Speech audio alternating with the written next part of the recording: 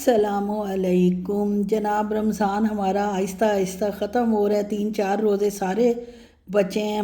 यहाँ कल इंशाल्लाह 26वां रोज़ा है और आप लोगों का इंशाल्लाह इंडिया और पाकिस्तान में 25वां रोज़ा है। लेकिन समोसे रोल जिस मिकदार में बनाए थे काफ़ी सारे अभी बचे पड़े हैं और इंशाल्लाह ये बाद में काम आएंगे। लग तो यही रहा है।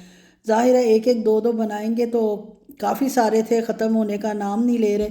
चले कोई बात नहीं, ये तो खैर यूज़ हो ही जाएंगे। और अब मैं जो फ्रीज़र खोल के आपको दिखा रही हूँ इसमें से गोश्त निकल रहा है और गोश्त क्या मटन निकल रहा है। और मेरे हस्बैंड साहब ने फरमाइश की है कि मुझे आलू गोश्त गोश्त चाहिए शोरबे वाला। पहले आलू गोश्त कह रहे थे, फिर मैंने कहा कि वो तो जनाब अभी आलू इतने हम अफ्तारी में खा लेते हैं पकोड़ों की शक्ल में, तो फिर नेक्स्ट टाइम मैं बना दूंगी। तो आज खाली गोश्त बना लेते हैं। और जब खाली गोश्त बन गया शोरबे वाला तो मेरी बेटी साहिबा ने इनकार कर दिया कि मैं तो नहीं, ये वो खाती भी नहीं है और मैंने भी साफ इनकार कर दिया। इस दफ़ा हमारा गोश्त जो है वो यार इस कदर उसमें स्मेल सी है कि वो खाया ही नहीं जाता। हम लोगों से तो नहीं खाया जाता।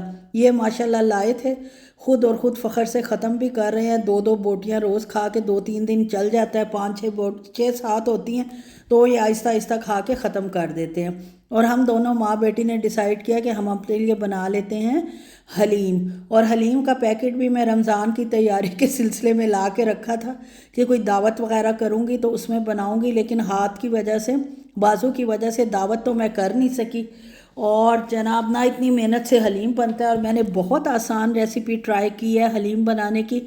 जो भी इसको फॉलो करेगा वो जनाब दाल की तरह इसको भी बना लेगा जल्दी से।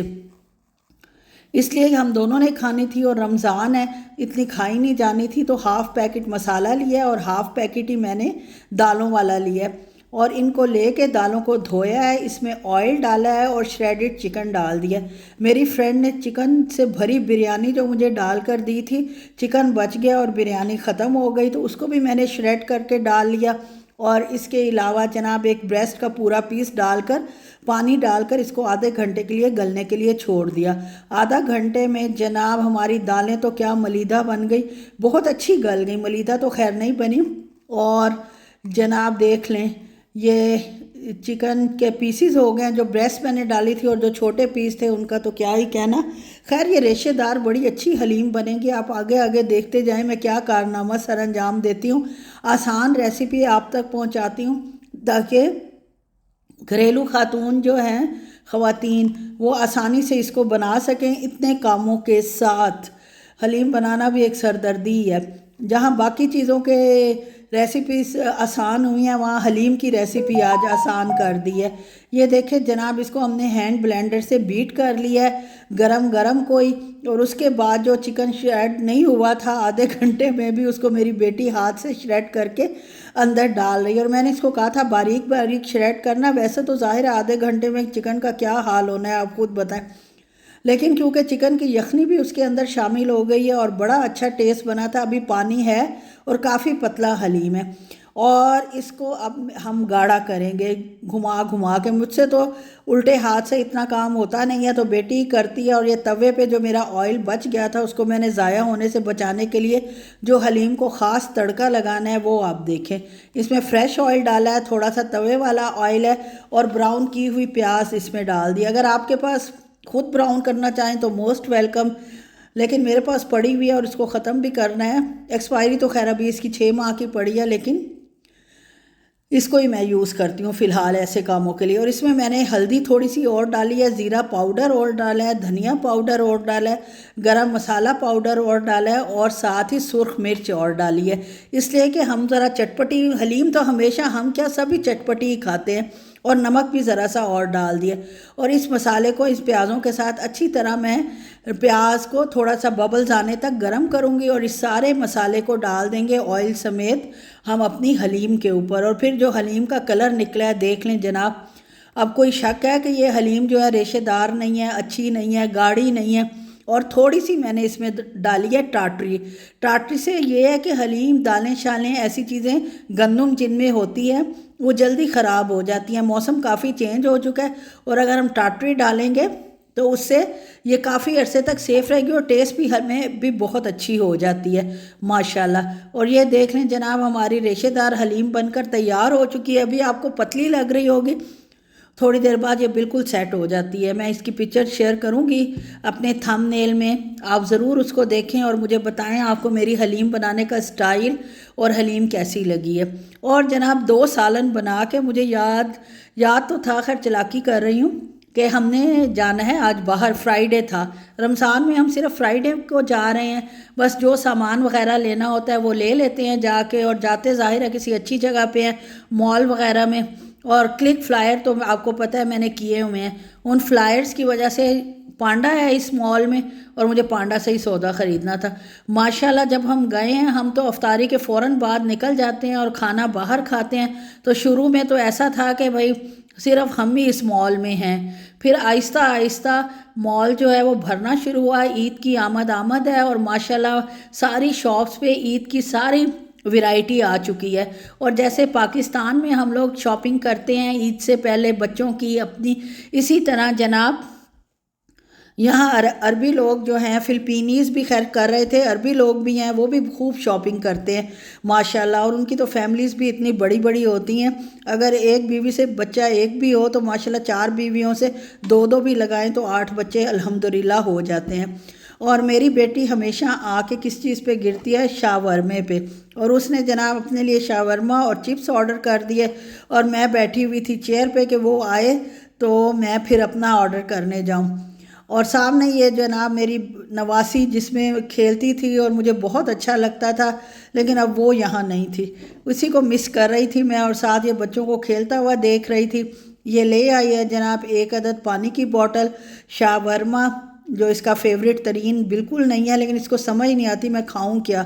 वाह क्या बच्ची है अल्हम्दुलिल्लाह, मैं खुद हैरान हूँ अल्लाह ताला ने किस नेमत से मुझे नवाजा है।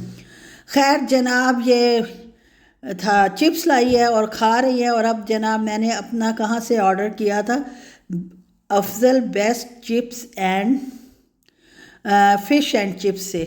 ये अरेबिक ब्रांच है इनकी, मतलब अरेबिक आउटलेट है, अरेबिक कुजीन का इनका सऊदी अरब का अपना आउटलेट है। और इसका मैंने फ़िश बर्गर लिया था, ग्रिल्ड फ़िश बर्गर। वैसे तो बहुत टेस्टी था, लेकिन सॉस उन्होंने इतनी ज़्यादा लगा रही थी, वो टपक टपक के पूरा उसने मेरे हाथ भी गंदे कर दिए और सारा जनाब वो रैपर भी गंदा हो गया। और हस्बैंड साहब सबसे आखिर में अपना लाए। वाह माशाल्लाह, इसको देखते ही तो मुझे अपना बर्गर जो है ना बिल्कुल बेकार लगने लग गया। कहा ये तो माशाल्लाह बड़ी अच्छी मोंजो से लाए थे, और ये स्पाइसी वेजिटेबल्स थी, साथ इनकी भी ग्रिल्ड फिश थी और राइस थे। लेकिन जो वेजिटेबल इनकी बनी हुई थी यार, क्या वेजिटेबल थी। अब हम दोनों तो खा चुके थे, वो खा रहे थे, तो सामने सिटी मैक्स था। हम देखना ये था कि क्या ईद की वैरायटी आई हुई है। और आप देख लें माशाल्लाह माशाल्लाह कितनी अच्छी ईद की वैरायटी आई हुई है।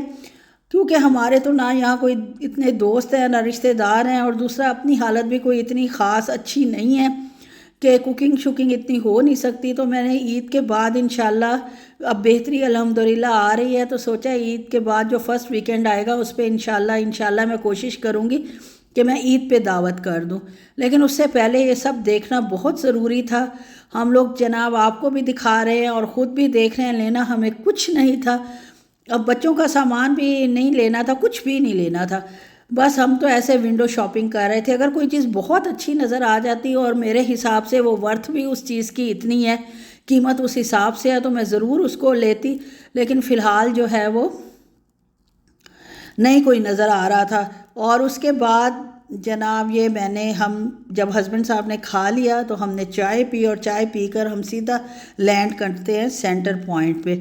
और अब जो रश का आलम था उसने तो बाज़ारों को, हमारे मुल्क के बाज़ारों को पीछे छोड़ दिया था। ये रश इतना बढ़ गया था आहिस्ता आहिस्ता के तिल धरने की जगह नहीं थी। और मैं आपको जहाँ से दिखा रही हूँ वहाँ से आपको अगर कुछ अंदाज़ा हो रहा है तो आप कहेंगे ठीक कह रही है, और अगर अंदाज़ा नहीं हो रहा तो किसी और जगह से भी कैप्चर करने की कोशिश करूँगी। ये देखें जनाब, अरे अरबी औरतों की ईद का डिज़ाइन माशाल्लाह माशाल्लाह।